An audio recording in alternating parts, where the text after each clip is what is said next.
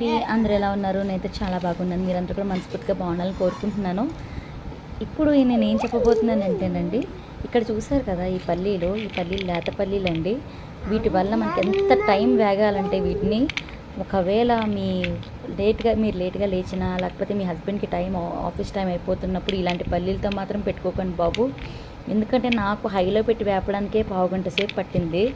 అసలు నాకు రిజల్ట్ వచ్చే వరకు కూడా భయపడిపోతూనే ఉన్నాను. ఎందుకంటే అయ్యో వీటితో పెట్టుకున్నాను, అట్లీస్ట్ కూరలో పొడికి కూడా బాగోదండి. పచ్చి పచ్చిగా ఉంటే ఏం బాగుంటుందండి కూర కూడా. అందుకని బాబోయ్ అనుకుంటూ వేపుతూనే ఉన్నాను.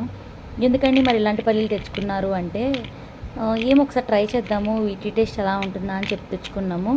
కానీ టేస్ట్ అయితే చాలా బాగుందండి. కానీ మనకు టైం అయితే ఎక్కువసేపు తీసుకుంటుంది. మీరు టైం ఎక్కువ పెడితేనే దీనికి రుచి అనేది వస్తుంది. ఈ చట్నీకి రుచి అనేది వస్తుంది. నేను ఎర్రకారం అనేది ఏమీ వేయలేదు. కొంచెం ఏంటంటే కొంచెం ఒక్క ఎండుమిర్చి చేశాను అంతే. దానివల్ల ఆ కలర్ వచ్చింది, కానీ మొత్తం టేస్ట్ అంతా ఇదే తీసుకొచ్చింది. కానీ నేను జెన్యున్గా చెప్పాలంటే వేపిన పల్లీలతో పోలిస్తే నాకైతే ఇది అంతగా పెద్ద అయితే నచ్చలేదండి. అది ఫ్రెండ్స్. సో కొనేటప్పుడు చూసుకోవాలండి. కొనేటప్పుడు ఇంకా ఉడికించుకుని తినాలి. ఎలా ఎన్నన్నీ ఉడికించుకు తింటాము, అదే చూడాలండి. ఇంకా చూస్తున్నారు కదా పల్లీలు.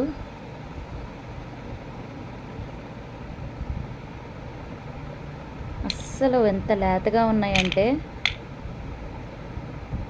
ఇంకా పల్లీ చాట్ మసాలా వేసి ఏదైనా చేయటము, ఉల్లిపాయ వేసి చేయటము చేయాలి.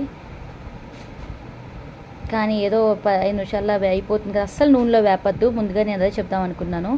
అస్సలు వీటిని నూనెలో వేపద్దు. పొడిగా ఉన్న బానెట్లోనే తీసుకుని మామూలుగానే వేపండి. మీకు ఎంత టైము, ఎంత నల్లగా అయినా పర్లేదు. అంటే నల్లగా అంటే మరీ మార్చేటట్టు కాదు, కలర్ అయితే చాలా మారాలండి. అప్పుడే లోపల ఉన్నది బాగా మనకి ఇదవుతుంది. చూసారు ఎంత పచ్చిగా ఉందో. చట్నీ అయితే ఇలా వచ్చిందండి, బాగా వచ్చింది. చెప్పాను కదా బజ్జీ వేసాను, బజ్జీలోకి అయితే చట్నీ. మా బాబు నేను ఇంకా వీడియో ఆన్ చేసే ముందే వాడు స్పూన్తో చక్కచక్కా చేసేసాడు. ఇంకా అలా నేను తీసుకొచ్చాను, అదంతా చుట్టూ ఇది చేసి తీసుకొచ్చాను. మా బాబు కూడా చట్నీతో పెడుతున్నామండి. 3 ఇయర్స్ పిల్లలకి చట్నీతో అలవాటు చేయండి. రేపొద్దున ఏదైనా హోటల్స్కి వెళ్ళినా మనకి ఇబ్బంది ఉండదు. ఉత్తి ఇడ్లీ, ఉత్తి బజ్జీ పెట్టాలని చూడకుండా నేను డైరెక్ట్గా కారం వేస్తున్నాను. వాడికి కారము, ఉప్పు, పులుపు అన్నీ తెలియాలి కాబట్టి. సో పిల్లల విషయంలో మాత్రం 3 ఇయర్స్ వస్తే, 2 ఇయర్స్ దాటాక మనం కొంచెం అలవాటు చేస్తే వాళ్ళు కారానికి అలవాటు పడతారు. లేకపోతే వాళ్ళు కారం తినడానికి ఇష్టపడరు. అలాంటప్పుడు మనం చాలా బాధపడాల్సి వస్తుంది. ఇప్పటికీ నేను చాలామంది పిల్లల్ని చూస్తున్నాను. So please like, share and subscribe అండి. సో వ్యూస్ చూస్తున్నారు కానీ ఎవరు లైక్ చేయట్లేదు. షేర్ చేయండి, కామెంట్ చేయండి, సబ్స్క్రైబ్ చేయండి.